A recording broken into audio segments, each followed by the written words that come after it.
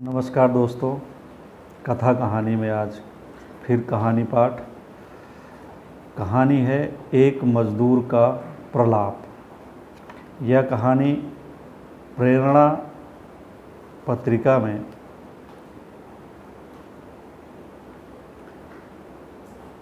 साल 2006 में प्रकाशित हुई थी, अक्टूबर, नवंबर, दिसंबर के अंक में।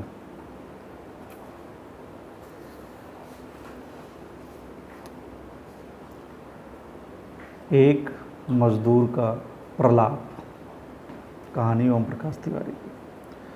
कारखाने के मज़दूरों को जैसे ही पता लगा कि आज उन्हें वेतन नहीं मिलेगा, उनकी आंखों के सामने अंधेरा छा गया। कईयों के जहन में यह सवाल एक साथ गूंजा कि आज रोटी नहीं मिलेगी। कईयों के आंखों के आगे भूख से बिलखते अपने बच्चों की तस्वीर घूम गई। यह बर्दाश्त की सीमा से बाहर था। कारखाने में पिछले 4 महीने से काम नहीं है, लेकिन इसमें इनका क्या दोष। माह की आज 15 तारीख है और वेतन का कोई अता पता नहीं है। मज़दूरों को यह कंपनी इतना वेतन भी नहीं देती कि यदि 1 माह वेतन न मिले तो उनका दैनिक काम चल जाए। लिहाजा हर श्रमिक के सामने ज़िंदगी मौत का सवाल उठ खड़ा हो गया। कंपनी की इस रवैये से कई श्रमिक काम छोड़कर जा चुके हैं। दरअसल कंपनी चाहती भी यही है, ताकि वह इस कारखाने को आराम से बंद कर सके। श्रमिकों के रहते इसे बंद करने में परेशानी हो रही है। मज़दूर अपना हक मांगने लगते हैं। इसकी काट के लिए कंपनी ने यह तरीका खोजा। उसने इस कारखाने का काम ही बंद कर दिया। लिहाजा मज़दूर बेकार हो गए। फिर समय से वेतन देना बंद कर दिया, ताकि परेशान होकर श्रमिक खुद ही कंपनी छोड़कर चले जाएं। इधर देश में जब से उदारीकरण, निजीकरण और वैश्वीकरण की हवा चली है, तब से अधिकतर कारखानों का यही हाल है। हर जगह से श्रमिकों की छटनी की जा रही है। आराम से नौकरी नहीं छोड़ते हैं तो उन्हें इसी तरह से प्रताड़ित किया जाता है, मजबूर कर दिया जाता है। दरअसल श्रमिक संगठन बिखर चुके हैं। श्रमिक आंदोलन दम तोड़ चुका है। मजदूर दिशाहीन हो गए हैं। गाहे बागाहे आंदोलन होते हैं, जिन्हें फैक्ट्री मालिक, सत्ता और पुलिस प्रशासन से मिलकर कुचल देते हैं। पुलिस इस तरह लाठियां भाजती है कि दूसरा श्रमिक आंदोलन होने में सालों लग जाते हैं। यही नहीं, कई बार तो गुंडों तक का सहारा लिया जाता है। वेतन नहीं मिलने की घोषणा सुनते ही वह आपा खो बैठा। तेज़ी से दफ्तर में घुसा और कंपनी मालिक को फ़ोन मिला दिया। वाह जनाब वाह, अच्छा न्याय किया आपने। तबीयत खुश हो गई। वफादारी की, मेहनत की ऐसी ही कीमत मिलनी चाहिए। आप ठहरे पैसे वाले, हम ठहरे मज़दूर। दुनिया आपकी मुट्ठी में है, हमारे पास क्या है। श्रम, उसकी भी कीमत आप लगाते हैं, जो कि उचित नहीं लगाते हैं। वैसे भी आपने हमारे साथ जो किया वह कोई पहली घटना तो है नहीं। इतिहास साक्षी है, मेहनत करने वाले तो रोटी की जगह हवा ही खाते हैं। कभी हवा खाई है आपने? नहीं ना। खा कर देखो, हर माह हज़ारों रुपए जो डॉक्टर को देते हो बच जाएगा। वाह क्या स्वाद होता है। लेकिन आप क्या जानो, आप तो 5 स्टार होटल में विदेशी व्यंजन खाते हो। अपने कारखानों के मज़दूरों को समय से वेतन भले ही ना दो, लेकिन होटल में रंगरलियाँ मनाने पर लाखों खर्च करते हो। अपनी घरवाली को देखकर उल्टियाँ करते हो और होटल में। चलो छोड़ो, क्या रखा है इन सब बातों में। हाँ, आपका ही पैसा है। मैंने कब कहा कि हमारे पैसे को आप मौज मस्ती पर उड़ाते हो। लेकिन बाबूजी, सच तो यह है कि उस पैसे में हमारा भी हिस्सा होता है, जिसे आप हड़प जाते हैं और फिर अय्यासी करते हैं। हाँ, मैं मूर्ख हूँ और पागल भी हूँ, बेवकूफ़ भी हूँ। ठीक है बाबूजी, आपके कहने से, चिल्लाने से सच तो नहीं बदल जाएगा। हकीकत तो यही है कि आप परजीवी कीड़े हैं। दूसरों का खून चूसकर अपनी सेहत बनाते हैं और अय्यासी करते हैं। हाँ, मैं मूर्ख हूँ, पागल हूँ, बेवकूफ़ हूँ।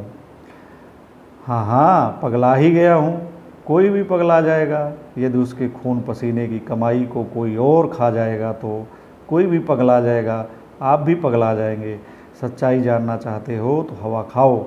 हवा हवा हवा अंदर जाती है तो पेट की अतड़ियाँ फूल जाती हैं। पेट फूल जाता है तवे की रोटी की तरह। रोटी की हवा निकल जाती है तो वह फुस हो जाती है, लेकिन हवा खाया हुआ पेट नहीं पचता, गुब्बारे की तरह फूला ही रहता है। आप हवाई जहाज़ में उड़ते हैं हमारा पैसा खाकर, हम हवा में उड़ते हैं हवा खाकर। ठीक कहा आपने, हम मच्छर हैं, कीड़े हैं, नाली के कीड़े हैं। कम से कम आपको तो ऐसा ही लगेगा, ऊपर से देखने पर आदमी को आदमी कहाँ नज़र आता है। हम भी जब हवा खाकर उड़ते हैं ना, तो हमें भी आप जैसे लोग नज़र नहीं आते हैं। अरे साहब, दारू पीकर नहीं बोल रहा हूँ, आपको तो लगेगा ही विदेशी जो पिए हो। हमारी झुग्गी में तो पानी भी नहीं आता, दारू कहाँ से मिलेगी। ये थूक निगला हूँ अपना, पानी पिया हूँ नाली का। नाली के पानी में कीड़े होते हैं, पेट में जाएंगे तो उत्पाद मचाएंगे ही। नशा तो वैसे ही हो जाता है, ना उतरने वाला नशा, मरने के बाद उतरने वाला नशा। आपका क्या है, आप तो विदेशी पियो, विदेश घूमो और ऐश करो। काम के लिए हम हैं ना, अभी हमारे शरीर में बहुत खून है, चूसो जितना चूस सकते हो। क्या मैं बदतमीजी कर रहा हूँ? हो सकता है आप सही कह रहे हो। आप ही बताइए, जब हम स्कूल ही नहीं गए तो तमीज़ कहाँ से सीखें। माँ बाप ने पढ़ाने की बहुत कोशिश की, पर कर्म उनके खोटे निकले। वह मेहनत करते रहे, तमीज़ कोई और सीखता रहा। एक बाबा आए, उन्हें ज्ञान दे गए कि कर्म करो, फल की इच्छा मत करो। उन्होंने इस पर अमल किया, कर्म किया, फल की इच्छा ही नहीं की। नतीजा यह हुआ कि उनके कर्म का फल कोई और खा गया। उसका बेटा स्कूल गया, तमीज़ सीख गया, किसी के कर्म का फल खाने के लिए रह गए हम अनपढ़, गवार, जाहिल, काहिल, बदतमीज, बददिमाग, आदि आदि जो भी आप कहें। क्या कहा आपने? बहुत बोलता हूँ, क्या करूँ साहब, ले देकर जुबान ही बची है। हड़ताल करें तो भी आपको दिक्कत होती है, आपके सभ्य समाज को नागवार गुजरता है, आपकी रफ्तार तो रुक जाती है। अब यह जुबान ही हमारा अस्त्र है, परमाणु बम है। जानता हूँ एक दिन आप इसे भी छीन लेंगे, लेकिन हो सकता है कि उससे पहले यह बम विस्फोट कर जाए और आपके अस्तित्व को ही मिटा जाए। वैसे भी हवा खाने वाले मरने से नहीं डरते। आप भी जानते हैं कि हमारे पास खोने के लिए कुछ नहीं है और पाने के लिए पूरा आकाश है। हमें भी हमारे हिस्से की धूप चाहिए, चांदनी चाहिए। यदि नहीं मिलेगी तो हम ऐसे ही भौंकते रहेंगे, शब्द बाण चलाते रहेंगे। ठीक कह रहे हैं आप कि मैं पगला गया हूँ। क्यों ना पगलाऊँ? आज घर में बीवी बच्चे हवा भी नहीं खा पाएंगे। बहुत कोशिश की, पर हवा भी हथेलियों में छेद करके निकल जाती है। आपके कारखाने के धुएं ने हवा को भी खाने लायक नहीं छोड़ा है। ऐसा आज ही नहीं, कई दिनों से हो रहा है।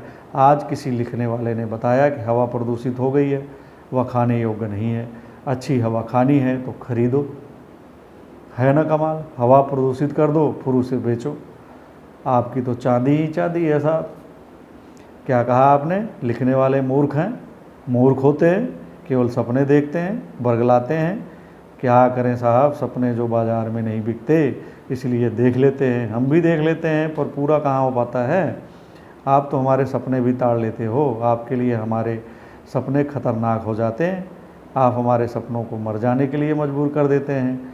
जो मजबूर नहीं होता उसे मार डालते हैं, हत्या कर देते हो। तुम हत्यारे हो और हमारे सपनों के हत्यारे हो। हाँ हाँ साहब, मैं सचमुच पगला गया हूँ। अब देखो ना, सोचा था समय पर वेतन मिल जाएगा तो ये करूँगा वो करूँगा। ठंड आ गई है, बच्चों के लिए गर्म कपड़े बनवाना है। गर्मी होती तो चल जाता, चलता क्या है, मच्छर काटते हैं तो चलते हैं बच्चे, मिमियाते हैं जैसे बकरा काटते समय मिमियाता है। तो साहब आपने वेतन ही काट लिया। ठीक किया आपने, साले भूख से मर जाएंगे तो आबादी ही कम होगी। आबादी कम करने का कितना बढ़िया समाधान खोजा है आपने। आपको तो सरकार इनाम देगी। वैसे भी आप तो देश की अर्थव्यवस्था के कर्णधार हैं, बंटाधार तो हम हैं। जनसंख्या बढ़ाकर देश को 14वीं शताब्दी में ले जा रहे हैं। अरे अरे अरे बाबू साहब, आप तो नाराज़ हो गए, गाली दे रहे हो। कुत्ता कहा आपने? ठीक है, हम कुत्ते हैं, लेकिन आप हमें नहीं पालेंगे। यकीन करें, पाल कर देखें, हम कुत्ते से भी ज़्यादा वफादार होंगे। ऐसी वफादारी करेंगे कि कुत्ते भी शर्मा जाएं। देखो साहब, बहन की गाली मत दो। एक ही बहन थी, उसने भी आत्महत्या कर ली। कार वालों ने बलात्कार किया था, शर्मसार हो गई, नहीं जी पाई। ठीक कहा आपने, हमें शर्म नहीं आनी चाहिए, शर्माने लायक है ही क्या हमारे पास। अरे बलात्कार ही तो किया था 8-10 लोगों ने, मर तो वह मौके पर ही गई थी, लेकिन पुलिस और डॉक्टरों ने कहा कि आत्महत्या की है। ये सब तो झूठ बोलते हैं। जाहिर भी है, जिसका नमक खाते हैं उससे नमक हरामी कैसे कर सकते हैं। कानून तो आप लोगों की जेब में होता है ना, या यूँ कहें कानून तो बनता ही आप लोगों के लिए है। जैसे यह लोकतंत्र है, कहने को तो यह जनता का, जनता द्वारा, जनता के लिए, लेकिन यह जनता द्वारा पैसे वालों का, पैसे वालों के लिए है। जनता तो केवल वोट देती है, नेता चुनती है, नेता नीति बनाते हैं जिसमें सभी होते हैं, केवल जनता नहीं होती। वोट देने वाले नहीं होते, पैसे देने वाले महत्वपूर्ण हो जाते हैं। ठीक कहा आपने, हमारे शरीर से बदबू आती है, लेकिन कभी सोचा है कि क्यों आती है बदबू। जितना पैसा देते हो उससे तो परिवार वाले भरपेट भोजन भी नहीं कर पाते, फिर नहाएं कहाँ से, साबुन शैम्पू कहाँ से लाएं कपड़े, श्रम से पसीना निकलता है, परफ्यूम नहीं। यह भी क्या व्यवस्था है कि हम जिन वस्तुओं को तैयार करते हैं, बनाते हैं, उन्हीं के लिए तरसते हैं। क्यों? क्योंकि हमारे श्रम की सही कीमत नहीं मिलती। किसान अनाज पैदा करता है लेकिन मरता भूख से है। परिवार सहित आत्महत्या करता है। वह अन्न का उत्पादन कर यदि बंद कर दे तो सभी मर जाओगे, काम नहीं आएंगे फास्ट फूड और जैविक खाद्यान्न। आपने हमें कुत्ता कहा, ठीक ही कहा, हम कुत्ते तो हैं ही हैं, आवारा कुत्ते जिन्हें कोई नहीं पूछता, रोटी देखकर दुम हिलाता है। ये हमारी फितरत में आ गया है कि हम मर जाएंगे लेकिन एकजुट होकर अपने हक के लिए आवाज़ नहीं उठाएंगे। आपने ठीक ही कहा, हमारे रहनुमाओं को आपने खरीद लिया है, वह आपके पालतू कुत्ते हो गए हैं, उन पर आपके उपदेश का असर है। उस दिन आपने ठीक ही उपदेश दिया था कि समस्त कर्मों को मानसिक रूप से मुझे समर्पित करके, मुझे ही परम गति मानते हुए तथा बुद्धि के द्वारा योग का अवलोकन करते हुए तो निरंतर मुझमें चित्त को लगा। अपने चित्त को तू मुझ में लगाकर तू मेरी कृपा से समस्त बाधाओं को पार कर लेगा, किंतु अहंकार के कारण मेरे वचनों को नहीं सुनेगा तो तू नष्ट हो जाएगा। हे श्रमजीवियों, मैं सर्वभूतों से हृदय में स्थित हूँ और अपनी माया से तुम सबको इस प्रकार भरमाता हूँ मानो तुम मंत्र मुग्ध हो या आसक्त हो। इसलिए हे श्रमजीवियों, तुम सब प्रकार से मेरी शरण में आ जाओ। मेरी कृपा से तुम परम शांति और सुख प्राप्त करोगे। क्या ज्ञान की बरसात की थी आपने? मेरे एक मित्र का कहना है कि ऐसा ही भाषण श्री कृष्ण ने अर्जुन को दिया था तो महाभारत हुआ था, लेकिन आप तो महाभारत दबाने के लिए यह कह रहे हो। आप क्या सोचते हो कि हम आपके इस झांसे में आ जाएंगे? कदापि नहीं, आपकी चाल को हम समझ गए हैं। क्या कहा? चुप रहूं? नहीं तो नौकरी से निकाल दोगे। आप और कर भी क्या सकते हैं, लेकिन इसका क्या करोगे? अब हमने हवा खाकर जीना सीख लिया है, उड़ना सीख लिया है। जहाँ से आप जैसे लोग छोटे और बौने नज़र आते हैं, जानवर नज़र आते हैं। ठीक कहा आपने, मैं बहुत बोलने लगा हूँ। यही जुबान मिसाइल जो ठहरी, अब इसे निशाने पर ही लागना है, चूकना नहीं है। अभ्यास जारी है, लक्ष्य पता है, एक दिन यह आपके निशाने पर ही गिरेगी। धमकी नहीं दे रहा, बता रहा हूँ। कब तक चलेगा जमूरे का खेल? अब जमूरे ने भी खेल सीख लिया है। अब वह उस्ताद नहीं कहेगा, उस्ताद शब्द को ही दफना देगा, संसार के शब्दकोश से इसे निकाल फेंकेगा। क्या कहा आपने? ऐसा नहीं होगा? अरे नहीं जनाब, अब तो ऐसा ही होगा। तुमने पर्यावरण प्रदूषित कर दिया है, हम उसे साफ़ करेंगे, क्योंकि इससे हमारा जीना मुहाल हो गया है। कल ही मरी है मेरी 6 माह की बच्ची, न उसकी माँ की छाती से दूध उतरा, न मैं बाज़ार से दूध खरीद पाया, क्योंकि तुमने इस लायक छोड़ा ही नहीं। 12 घंटे काम करवाता है और उसके मुताबिक पैसे नहीं देता, जो देता है वह भी समय पर नहीं देता। आखिर कब तक हमें भूखे मारोगे? मैं पूछता हूँ कि कब तक तू हमारी कमाई पर ऐश करता रहेगा? कब तक ऐसा चलेगा? क्या कहा? मैं बकवास कर रहा हूँ? हाँ, मैं बकवास कर रहा हूँ। क्या करूँ? मैं 3 दिन से मेरे घर में चूल्हा नहीं जला है, बच्चे भूख के मारे बिलख रहे हैं, घरवाली बीमार पड़ी है, उसका इलाज नहीं करवा सकता। खुद 3 दिन से अन्न नहीं खाया है, जब पेट में भूख के मारे चूहे कूद रहे हो तो कोई प्रवचन तो नहीं कर सकता ना। तुम वेतन नहीं दे रहे हो, हमें भूखा मार रहे हो, तो क्या मैं बकवास भी नहीं कर सकता?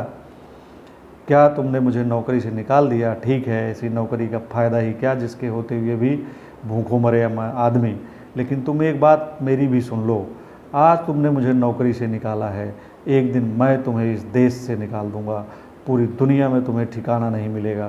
कहते हुए उसने फ़ोन का चोंगा पटक दिया, लंबी सांस ली, आसमान की तरफ देखा। आसमान काले बादलों से आच्छादित था, ऐसा लग रहा था कि कभी भी बारिश हो जाएगी। वह आगे बढ़ा तो अन्य श्रमिक उसके पीछे चल पड़े। सभी के हाथ ऊपर उठे हुए थे, मुट्ठियाँ भिंची थीं, मुंह से नारे निकल रहे थे। धन्यवाद दोस्तों। कहानी पुरानी है लेकिन विसंगतियाँ नई नहीं हैं। उम्मीद है आप इसके मर्म को समझेंगे और चैनल को सब्सक्राइब करेंगे, मित्रों दोस्तों को शेयर भी करेंगे। धन्यवाद। फिर मिलते हैं अगले वीडियो में किसी और रचना के साथ।